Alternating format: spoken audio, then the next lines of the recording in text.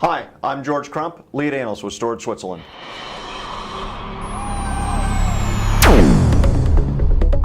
We are at VMworld 2014. And one of the big challenges we see people talking about here is performance. Obviously, virtualization has been sort of adopted now, and now the big challenge is how do I scale it? How do I make it denser? How do I maximize my value? So storage performance is a big inhibitor there. Understanding how to get the right thing, how to get the most value out of your investment is huge. Joining me to help with the conversation is John Gentry. He's the Vice President of Marketing and Alliances at Virtual Instruments. John, thanks for joining us today. George, it's great to be here. Looking forward to the conversation. So obviously you guys bring a lot of talent into this space as far as performance, storage performance management. Why don't you kind of talk to us a little bit about what you see people struggling with out there? Absolutely. I'm going to take a pause from kind of the latest and greatest that we're hearing about at VMworld and walk us back actually a few decades and quickly kind of set up what we see as the major challenges in the data center that are driving some of the sort of desire or search for new approaches, new methodologies. Sounds great. If you go all the way back to, circa 1970, 1980, you had the mainframe, right? Some of us refer to that as the good old days, by the way. Well, it's funny, everything old is new again, right? Yeah. So the mainframe, I call this actually the first cloud.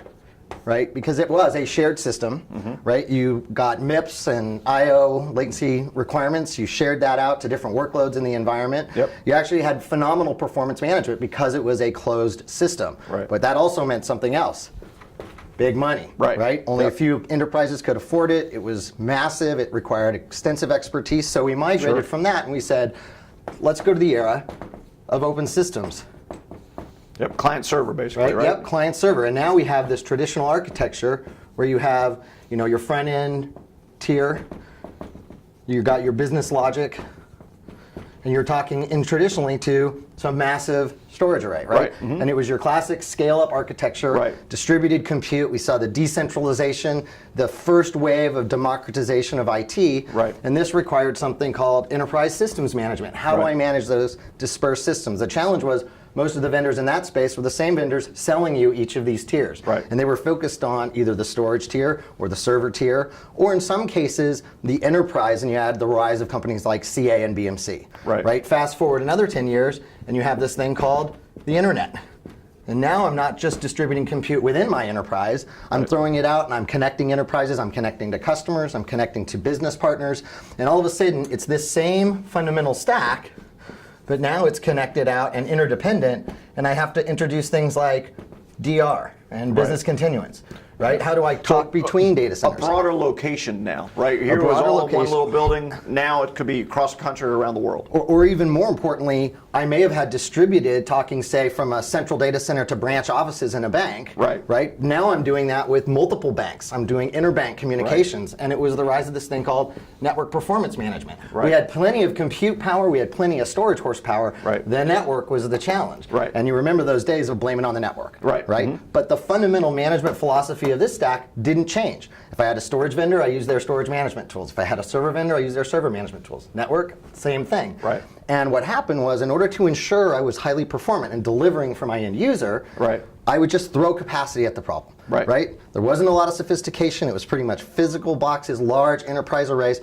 I would actually argue that the very first time that they dropped an operating system on a controller board and put it in front of this capacity, you had software-defined storage. Yeah, absolutely. And the original M1s, M2s, BCVs, or the replication technologies from an IBM like PPRC or XRC or SRDF. These were all software-defined data mobility solutions. They were just large enterprise solutions. And the other thing that's interesting in this era is that the only way to really fix storage performance was, and you said it earlier, throw capacity at, It was always about throwing more and more spindles. We didn't have a newer generation of things that that was faster. And the disk was consistently getting larger capacity and faster spin, faster RPMs. So it seemed logical, well, if I just throw better, faster, more disk at it, I'm going to ultimately affect this performance. The challenge today is now we've got this thing called virtualization, which has now driven this thing called cloud, which I would argue is more of a delivery mechanism for virtual infrastructure than it is new technology,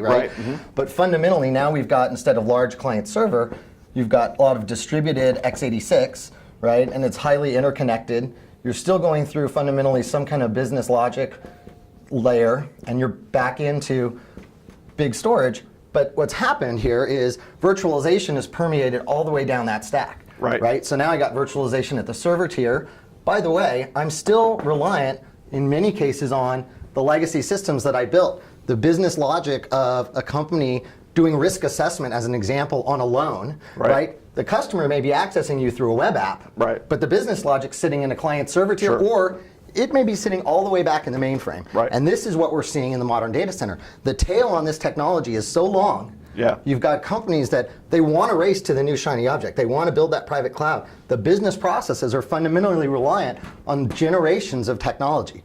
So they try to modernize this stuff, and what do? They virtualize it. A great example, I'm going to run an old AS400 system doing my credit card transaction processing.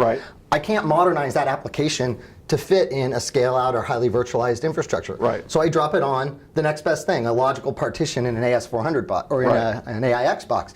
That's still big iron. Then I virtualize that tier, I virtualize the middle tier, and I either put fabric-based virtualization in, something like an SVC or a vPlex, or I put array-based virtualization in.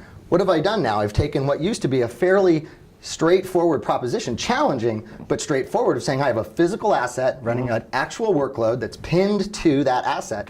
How do I manage it? I know capacity will work. Well, now like troubleshooting here was challenging, but there was a path you could follow. Here it's a much more difficult path to follow. And the thing is in this case, and still in this case, the tools available to actually introspect that system are still fundamentally delivered by the companies delivering the technology that's being monitored. And so where you were jumping from a server tool to a network tool to a storage tool, now you're jumping from a hypervisor tool to a storage tool to a virtual server tool to a virtual stack to a virtual fabric to a virtual storage array. And now you've got this big push toward what I would call scale-out architecture, which is now I'm going to move everything into a commoditized node, distribute it, distribute my workload, and it's even more in the hands of whatever logic tier or control plane sits on top of that to make sure I'm managing it. So how do you see through it all with a single perspective that can show you, in my case, what I say, from that hypervisor or the virtual machine layer all the way down to the logical unit of network storage, and give me a definitive visibility into the performance of that stack? Well, and I think that's really the key thing, I mean, this is the problem, And so right now I'm depressed, so undepressed me. All right, so the key there is understanding multiple generations and being able to understand multiple vendors across that. So when we talk about heterogeneity, we're talking not just about vendor independence, but also about legacy independence, which is where we leverage the protocol layer specifically. Now, infrastructure performance management, as we've defined it, is from that hypervisor layer to the LUN. So we're not looking out at the network, we're not looking actually at application performance management, which is all the rage today, but looks at that end user experience. As soon as that tool hits the data center, hits the hypervisor, if there's a bad performance, they don't know where it is in this stack. So we're focused below that at the infrastructure layer. And the key there is being able to have a consolidated view from the infrastructure down, but also to be able to do that not just on the latest and greatest, be able to see back across this legacy infrastructure. So we are fundamentally looking at infrastructure, but a specific focus on I/O. And that's really Virtual Instruments' heritage, and that's where we see us as highly differentiated. So it's not just a hypervisor tool, for example. Absolutely. It's a cross, and that's really what we see. Like I think you said, there's a lot of hypervisor management tools, but to your point, this stuff is still in the environment. They're not just wheeling this out in the street and throwing it out. And check it out. The interesting thing about this adoption, now you've got massive arrays, you've got storage consolidation. A lot of the introduction of fabric-based virtualization was to consolidate that back-end storage. So guess what? Now this is all one massive pool supporting legacy environments, supporting AIX, and supporting VMware or Hyper-V or KVM. How do you see into this? Well, your storage vendor will tell you, here, I've got a tool, but it only looks at one array or one generation. You have to be able to focus on the entire stack and do so, in our opinion, in a vendor agnostic manner. So we leverage the protocol. Today that's fiber channel focused. The focus on I/O though is because it's the fastest growing, most expensive, least understood component of the stack that has the highest impact on overall performance. Absolutely. And I'm not convinced that migrating that massive investment into node-based storage infrastructure and handing those keys to a single vendor like VMware is in the best interest. I call that the open systems mainframe, right? Where you're just as locked in. Well, and yeah, I mean, you could do like 4 more whiteboard videos on the situation there, but That's for sure. but I think the key thing is that, you know, it really comes back to what you said. This history and why we did this is important, because in most data centers, some if not all of these components exist, and you need to be able to see it. Absolutely. So in 30 seconds, where does a guy that's struggling with this type of world, where does he start? Well, I think there's 2 major trends that we're seeing in the enterprise. One is, it's kind of like a 12-step program. Acknowledge that there's a problem and that there's a lack of visibility that has to be solved for. Right? And then go find the right expertise to solve for it. And what we're seeing is companies saying, you know what?